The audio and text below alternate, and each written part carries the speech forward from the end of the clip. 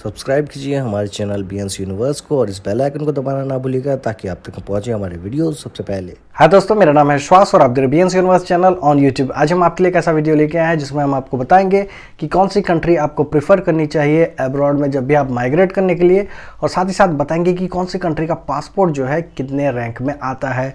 तो ये काफ़ी इंपॉर्टेंट वीडियो होने वाला है, तो शुरू से लेकर आखिर तक ये वीडियो को ज़रूर देखिएगा। So let's start the video.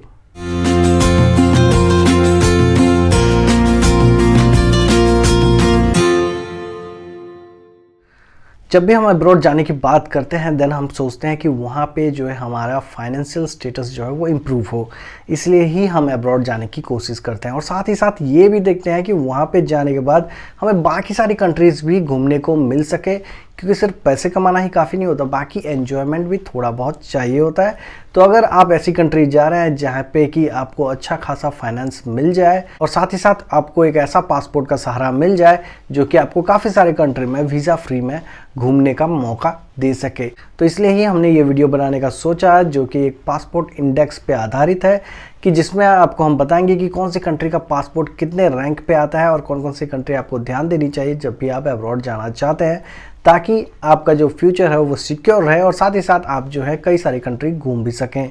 तो सबसे पहले बात करते हैं नंबर 1 पासपोर्ट रैंकिंग में जो कंट्री है वो है जर्मनी। जर्मनी में अगर आप जाते हैं और जर्मनी का अगर आपको पासपोर्ट मिल जाता है देन आप जो है 99 कंट्री जो है वीज़ा फ्री ट्रैवल कर सकते हैं, और साथ ही साथ आप जो है 35 ऐसी कंट्री है जहाँ पे कि आपको जो है ऑन अराइवल वीज़ा मिल जाएगा। तो ये जो है अभी सबसे स्ट्रॉन्ग पासपोर्ट अभी के सिचुएशन में है। तो अगर आप अब्रॉड जाना चाहते हैं देन एक चांस जर्मनी के लिए भी ज़रूर लीजिएगा। खाली आपको यहाँ पे एक चीज़ ध्यान रखनी है कि जर्मन लैंग्वेज जो है यहाँ पे चाहिए होगी, बस ये एक चीज़ का अगर आप रिक्वायरमेंट पूरा कर लेते हैं देन बाकी कंट्री में जितनी मिनिमम रिक्वायरमेंट है वही सेम रिक्वायरमेंट यहाँ पे भी है। तो आपको जो है यहाँ पे भी कई सारे ऑप्शन मिलेंगे, जैसे कि वर्क परमिट हो गया, इन्वेस्टर वीज़ा हो गया, स्टूडेंट वीज़ा हो गया।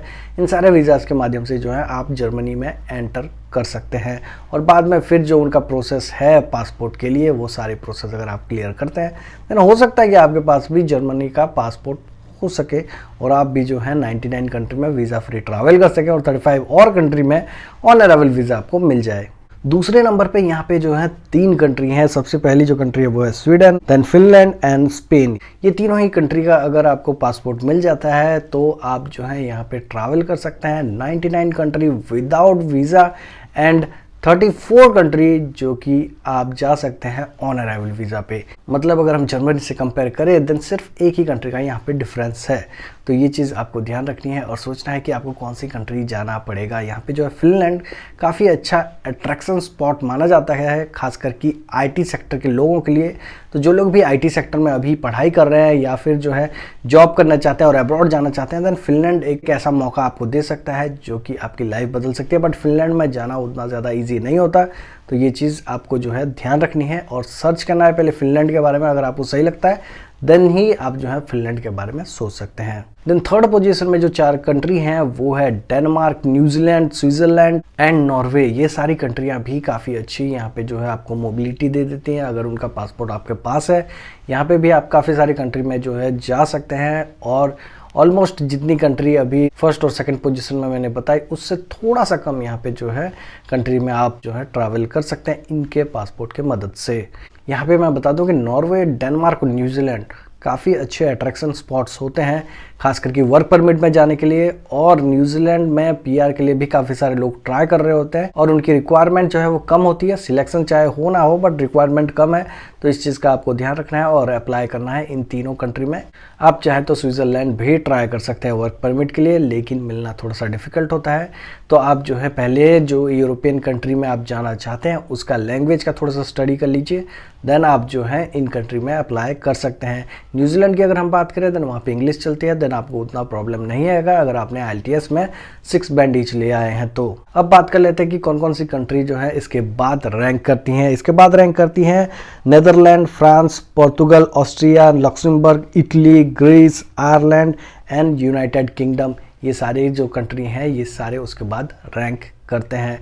तो आप समझ सकते हैं कि कौन सी कंट्री में आपको कब अप्लाई करना है, कौन सी कंट्री का पासपोर्ट कितना ज़्यादा स्ट्रांग है तो उसका फाइनेंस भी उतना ज़्यादा स्ट्रांग होगा। जैसे कि लक्समबर्ग का हर किसी को पता है कि उसका फाइनेंस काफ़ी ज़्यादा स्ट्रांग है और वहाँ पे लोगों की लाइफस्टाइल भी काफ़ी अच्छी है, लेकिन लक्समबर्ग में भी जो है लैंग्वेज का इशू आपको देखना पड़ता है। तो इसलिए जो मैं बोल रहा हूँ कि अगर आप कोई भी यूरोपियन कंट्री ट्राई कर रहे हैं देन आपको ये चीज़ ध्यान रखनी पड़ेगी कि आपको जो है उनकी लैंग्वेज सीखनी पड़ेगी, और अगर आप उनकी लैंग्वेज सीख जाते हैं देन आपको आसानी से वहाँ पे जॉब मिल सकता है। और इसके बाद कुछ और कंट्री हैं जो कि जस्ट इनके नीचे के रैंकिंग में है, मतलब 5वें पायदान में ये सारी कंट्रीज़ हैं।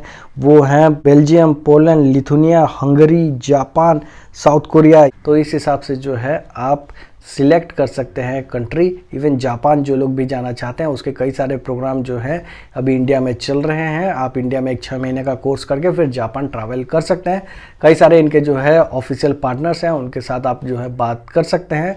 TITP प्रोग्राम के अंतर्गत जो है आप फिर जापान जा सकते हैं 5 ईयर्स के लिए और अपने करियर को एक बूस्ट दे सकते हैं। तो ये सारी चीज़ें आपको ध्यान रखनी है। और अगर आप कनाडा या US ही सोच रहे हैं जाने के लिए देन आप जो है उसके लिए भी प्लान कर सकते हैं। अभी USA का वीज़ा भी मिलना थोड़ा सा ईजी हो गया है, काफ़ी सारे लोगों का भी स्टूडेंट वीज़ा मिलना स्टार्ट हो गया है, तो ये एक अच्छी बात है।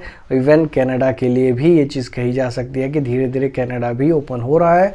तो अगर आप कनाडा या US ट्राई कर रहे हैं देन ऑल्सो ये एक अच्छा बात है कि आप जो है कनाडा या US जो कि काफ़ी डेवलप कंट्री है वहाँ पे भी आप ट्राई कर सकते हैं। आखिर में यहाँ पे कुछ चीज़ ऐड करना चाहता हूँ, जैसे कि हमारा कुछ दिन पहले एक वीडियो आया था जिसमें हमने फ्रूट पिकर के बारे में कुछ वैकेंसी आपको बताई थी कि भाई हमारे पास इतनी वैकेंसी है, आप हमें रिज्यूम जो है फॉरवर्ड कीजिए विथ कवर लेटर। लेकिन हमें रेस्पॉन्स में क्या आता है, आप लोग जो है अपने CV का फोटो क्लिक करके हमें भेज देते हैं। इवन कई सारे लोगों ने जो है हमसे CV बनाया है, बट वो CV जो हमने उन्हें भेजा है PDF और वर्ड फाइल में, वो हमें ना भेज के उसका प्रिंट आउट निकाल के उसका फोटो करके जो है वो हमें भेजते हैं, जो कि एक बैड इंप्रेशन बनाता है जब भी आप फोटो क्लिक करके भेजते हैं। तो इसलिए मैं बोलता हूँ कि अगर आपके पास आपकी CV का वर्ड फाइल या फिर PDF फाइल है देन वही हमें शेयर कीजिए, वही एम्प्लॉयर तक हम भेजेंगे। और साथ ही साथ कवरिंग लेटर बनाइए, क्योंकि काफ़ी सारे लोगों ने जो है फ्रूट पिकर के लिए ऐसा ही भेज दिया, ऊपर CV लिख दिया है, बाकी कुछ भी मेंशन नहीं किया है। कवर लेटर तो भूल ही जाओ, कम से कम बॉडी में कुछ लिख दीजिए कि भाई मैं कौन से पोजीशन के लिए अप्लाई कर रहा हूँ, मेरे पास कितने साल का एक्सपीरियंस है।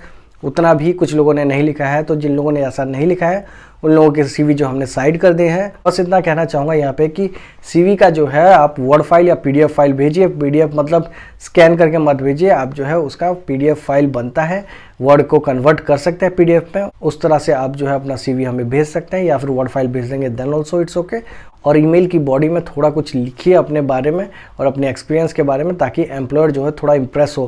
काफ़ी सारे लोग बोलते हैं सर आप ही लिख दो, इतना टाइम नहीं होता हमारे पास कि हम हर किसी के मेल को चेक करें और उसमें फिर लिखें, उनका CV एडिट करें।